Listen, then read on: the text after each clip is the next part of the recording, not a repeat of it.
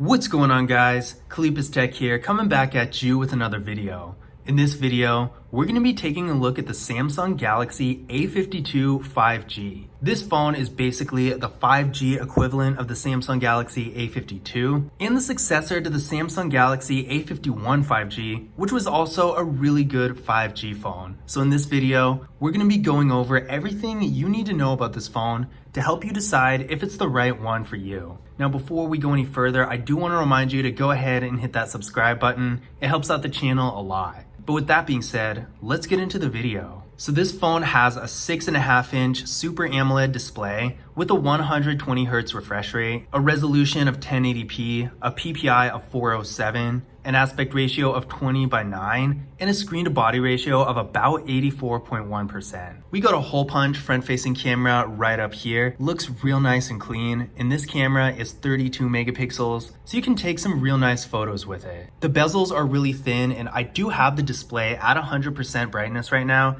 and it looks really nice. At 6.5 inches, it's not the biggest phone out there, but it's definitely a good size, which is going to give you a good experience for content consumption. And the 1080p resolution and 120Hz refresh rate are also going to help with stuff like videos, gaming, all that. And having a Super AMOLED display means the colors are going to be a lot brighter and more bold than something like an LCD display. So overall, if you're going to be doing content consumption like streaming videos and playing games, this display is going to be real good for that. Now, this phone has 128 gigabytes of internal storage with microSD card expansion. And keep in mind, there's also a variant that has 256. So if you do need more storage, you can always get it. Either way, you're going to be getting a lot of storage. So even if you're a power user and have lots of different apps and data and that sort of thing, you're probably not even going to need a micro SD card. And for the average user, you're probably not even going to use up half of the storage on this phone. So storage wise, this phone does have a real nice advantage. Now, there's no wireless charging with this phone, unfortunately. Now, despite not having wireless charging, this phone does have some nice security options with both a fingerprint scanner and face unlock. The fingerprint scanner is actually in the display, giving the phone a nice modern look.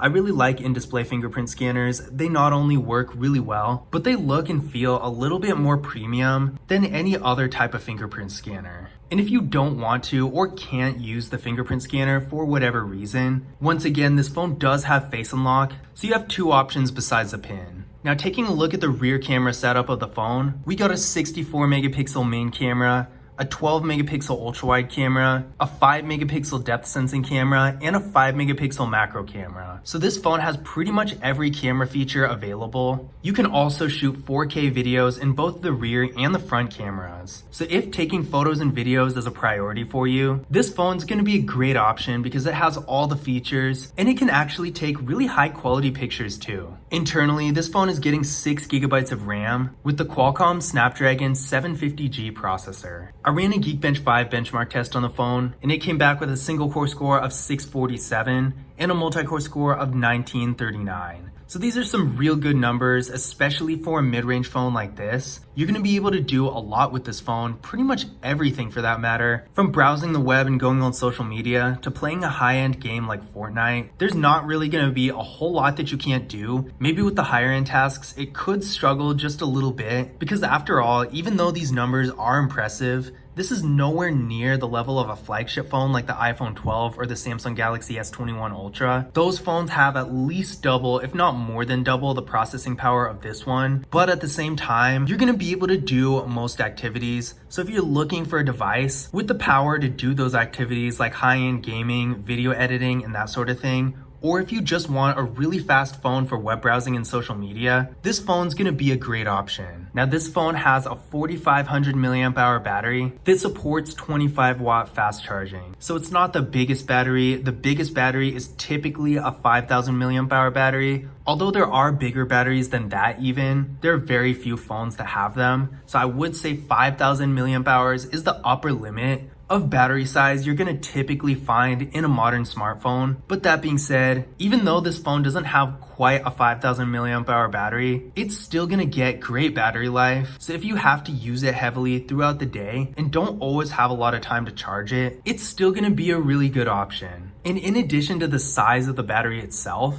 the phone also supports some pretty strong fast charging. So if you have a really powerful fast charger that can be up to 25 watts, you can charge up your phone a lot faster than many other phones. Now, a couple other nice features about this phone. We do get NFC with this phone, which is nice. In case you don't know what it is, NFC is the technology behind contactless mobile payment services like Google Pay and Samsung Pay. So if you do use those features, this phone is going to be a great choice because it actually has NFC, whereas a lot of other phones that are kind of counterparts to this one, like for example, the Motorola Moto G Stylus 5G, that phone doesn't have NFC and it's in the same general price range and performance level as this phone. So it just goes to show that while some phones out there in this price range don't have NFC, this one luckily does. Another nice thing about this phone is that it has dust and water resistance. The water resistance is up to 1 meter for 30 minutes. So for a phone that's not a flagship phone, that's pretty impressive. So now that we've gone over some of the specs of this phone, let's take a closer look at the design itself. So on the left side of the phone, there's nothing going on, no unnecessary buttons like the assistant button or anything like that. On the right side, we got our volume keys and our power key. On the bottom, we got a 3.5mm headphone jack, the microphone,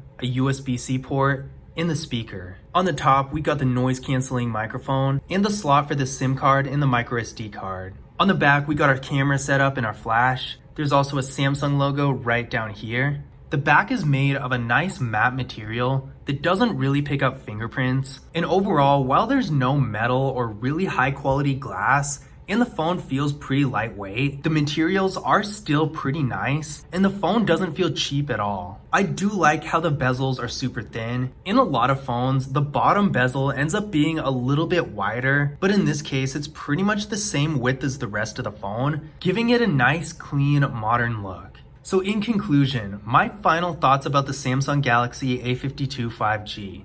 For what it is, I really don't think there are any downsides to this phone. It has a really powerful processor, a decently large display with some really nice qualities to it, like the 120Hz refresh rate, the 1080p resolution, and being a Super AMOLED display. So if you're doing content consumption like video streaming, this phone is gonna be great for that. It has a great camera setup so you can take some nice, really high quality photos, and it has enough features to capture pretty much any type of image. You can shoot 4K videos with this phone. It also has NFC so you can take advantage of Google Pay and Samsung Pay. It has dust and water resistance, which not a lot of mid-range phones have, and it has a decently large battery. So if you're looking for a 5G phone with a really powerful processor and some really nice features that aren't always found in mid-range phones, then the Samsung Galaxy A52 5G is going to be a great option. But I hope you guys enjoyed the video, and I hope you found this information useful as well.